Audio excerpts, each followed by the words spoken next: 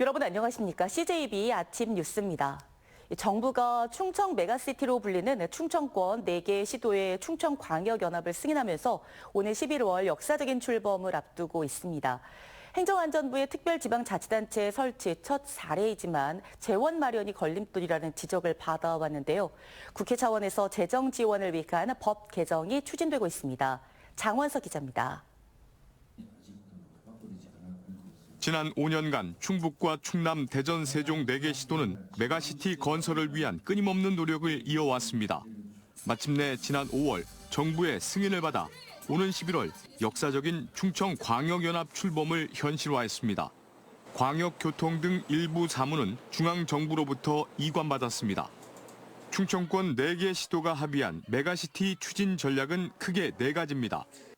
산업 부분에서는 전략산업 발전과 신사업 개발, 인력 양성에 주력하고 교통 부분은 광역 도로와 철도, 공항, BRT 등 통합 교통 체계를 구축할 방침입니다.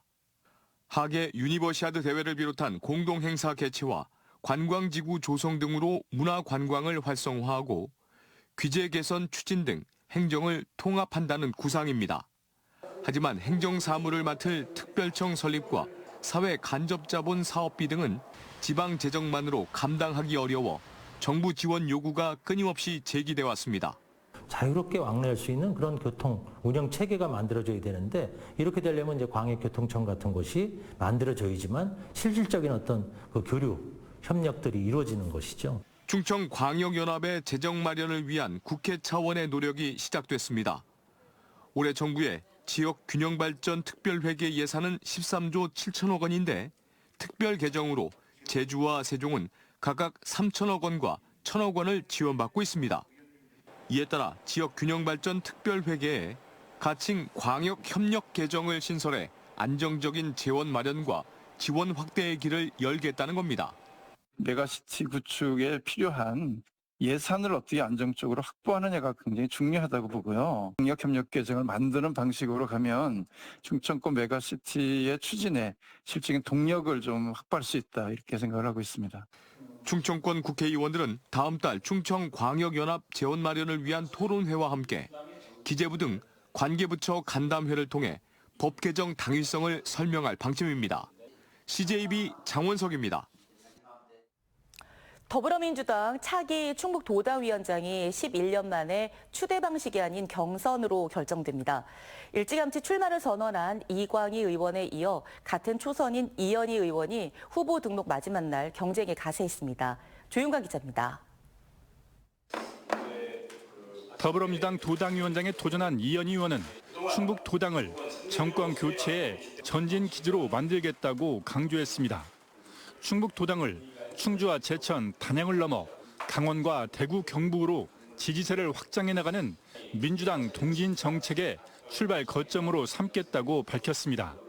보다 뜨겁게 역동적인 정치로 바뀌는 것이 지역 현안을 해결하고 정권 교체하는 데 충북도당이 역할하는 데 매우 중요하다라고. 이현희 의원의 가세로 민주당 도당위원장 경선이 11년 만에 치러집니다. 앞서 출마를 선언한 이광희 의원은 도당 내 당원 주권국 설치와 당원 참여 절차 명문화 등 당원 중심의 도당 운영을 약속했습니다. 이번 초선들의 경쟁은 중앙인물 대 풀뿌리 정치인 간의 대결로도 주목받고 있습니다. 이현희 의원은 이재명 대선 후보 시절 전략상황실장과 민주연구원 부원장을 지낸 이재명 전 대표의 측근이고 이광희 의원은 도의원을 2차례 지낸 이른바 지역 사정에 밝은 풀뿌리 정치인입니다. 이번 경선 승리자는 4명의 청주권 초선 의원들 맨 앞에서 2년 뒤 지방선거를 진두지휘하게 됩니다. 선출된 권력의 의사결정권은 존중하되 다양한 각계각층의 참여를 보장하는 더 강한 정당주의, 더 건강한 민주주의의 길을 가겠습니다. 민주당 차기 도당위원장은 권리당원 80%와 대의원 20%의 투표로 오는 28일 결정됩니다. CJB 조윤광입니다. 충북의 무역수지 흑자 폭이 2달째 증가세를 보이고 있습니다. 청주세관의 6월 수출입 동향에 따르면 충북은 수출 23억 6,500만 달러, 수입 5억 7,200만 달러로 17억 9,300만 달러 흑자를 기록했습니다. 이는 지난해 같은 기간 흑자 16억 8,100만 달러보다 6.7% 증가한 것으로 전달에 이어 흑자 폭이 2달째 증가했습니다. 청주공항 올 상반기 국제선 이용객은 72만 명을 돌파해 지난해 상반기 8만 명에 비해 9배가 증가한 것으로 나타났습니다. 청주공항 국제선 이용객은 김해공항과 김포공항, 제주공항에 이어서 많았습니다. 이는 기록적인 엔저 현상으로 인한 일본 여행 수요 증가와 고물가 고환율 시대 동남아 등 단거리 국제노선 이용객이 증가한 데 따른 것입니다. 유소년 축구 지도자가 훈련 과정에서 초등학생 원생들을 막대기로 때리고 발로 찬 혐의로 법원에서 징역 1년 6개월을 선고받았습니다. 이 지도자는 정당한 훈육이라고 주장했지만 재판부는 왜곡된 교육관으로 감독 지위를 이용해 어린 학생들에게 심한 충격을 줬다며 법정 구속했습니다. 박원 기자입니다.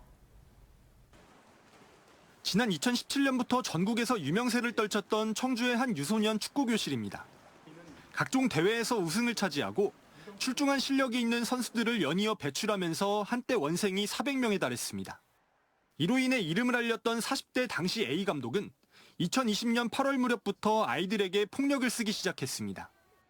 60cm 길이의 노란색 스틱을 들고 다니며 훈련을 따라오지 못한다는 이유로 당시 12살짜리 초등생 등 6명의 손과 종아리, 정수리를 수차례 때렸습니다. 아이들의 정강이를 발로 차기도 했습니다. 심지어 결승전에서 패하자 이미 체력이 고갈된 아이들에게 골대와 골대 사이를 1시간 정도 뛰게 하거나 얼차려까지 시켰습니다. 1년 동안 모두 11차례에 걸친 학대 정황이 있었습니다. 결국 학부모 등으로부터 아동학대 혐의로 고소돼 재판에 넘겨진 A 감독에게 청주지법이 징역 1년 6개월을 선고했습니다. 재판부는 축구 지도자로서 아동을 보호할 의무가 있음에도 폭언과 폭행을 일삼았고 그로 인해 아이들이 큰 충격을 받았다고 판시했습니다. 또 제왕적 지위를 과시하듯 부모들이 있는 장소에서도 체벌했고 반성은커녕 SNS를 통해 피해 아동들에게 향후 선수 생활 못하게 될 것이라고 협박하는 등 실형 선고가 불가피하다고 밝혔습니다. 법원은 또 A 감독에게 아동학대 치료 프로그램 40시간 이수와 아동 관련 기관 3년 취업 제한도 명령했습니다. CJB 박원입니다. 불법 영업을 하는 노래방 업주를 협박해 금품을 빼앗은 일당이 경찰에 적발됐습니다. 금품을 빼앗는 수법도 다양했고 단속반 행세까지 했다고 합니다. 지금까지 드러난 업주들의 피해 금액만 5억 원에 달합니다. 김세희 기자입니다. 건장한 체격의 남성 2명이 노래방으로 들어옵니다. 업주에게 도우미를 불러달라던 이들은 정작 여성 2명이 방으로 들어오자 태도가 돌변합니다. 노래방 도우미 영업은 불법이라며 업주에게 건어물과 물티슈 등을 시중보다 2배 이상 높은 가격에 사라고 강요한 겁니다. 업주가 이를 거절하자 경찰에 신고했습니다. 경찰에 단속이 됐다는 소문은 다른 업주 사이에 금방 퍼졌습니다. 근데 한 군데가 단속을 당하면 서로 업주들끼리 다 통화가 돼요. 이게 언제 우리 집으로 올지 모르니까 분위기를 이렇게 만들어 놓고 찾아오면 거기에 따라갈 수밖에 없는 상황이 되는 거죠. 노래방 업주를 상대로 협박과 물건 강매를 일삼은 주범은 50대 A씨. 그런데 이번이 처음이 아닙니다. A씨는 지난 2019년 불법 비리척결운동 충북연합회라는 가짜 단속반까지 만들어 업주들을 협박하다 징역형을 선고받은 적이 있습니다. 3년 전 출소를 했는데 그 사이 범행은 더 과감해졌습니다. 노래방 업주에게 가짜 금목걸이로 돈을 빌리고 갚지 않거나 억지로 개를 만들어 갯돈도 챙겼습니다. 저희가 어쨌든 불법인 영업을 하다 보니까 이런 피해자가 될 수밖에 없어요. 그러니까 내가 원하는 대로 다 해줘. 어쩌나? 집에 김치냉장고 잔뜩 쌓여있는데 또 사야 돼요. 지금까지 확인된 피해 업소만 20곳에 금액은 5억 원에 달합니다. 신고 안 할 테니 돈을 달라 이런 방법이었는데 한 단계 진화돼서 그 건어물 같은 거를 좀 비싼 가격에 사달라 이런 식으로 좀 진화된 수법을 쓰게 됐습니다. 충북경찰청은 A씨를 특수공갈 사기, 변호사법 위반 등의 혐의로 구속하고 B씨를 불구속 입건했습니다. 경찰은 또 비슷한 피해 사례가 더 있을 것으로 보고 적극적인 신고를 당부했습니다. CJB 김세희입니다. 원 구성부터 파행을 겪은 충주시의회가 후반기 의사 일정을 개시했습니다. 제287회 임시회 본회의에서는 내일까지 12건의 조례안과 중국 다칭시 자매개련 동의안 등을 처리할 계획입니다. 한편 시민단체 애국국민운동 대연합은 어제 충주시의회 앞에서 김나구, 박혜수 시의원을 출당시킨 충북도당과 여당 시의원들의 각성을 촉구하며 밀가루를 투척했습니다.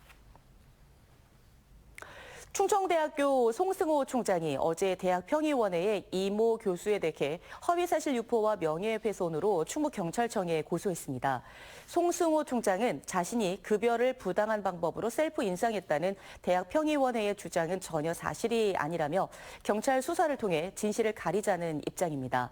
충청대 대학평의원회는 앞서 지난 10일 송 총장을 교비 횡령 등으로 경찰에 고발했습니다. 이런 가운데 충청대 교원노조와 직원노조, 조교노조 등 3대 노조는 어제 공동 입장을 밝히는 성명서를 통해 대학평의원회를 지지한다고 밝혔습니다.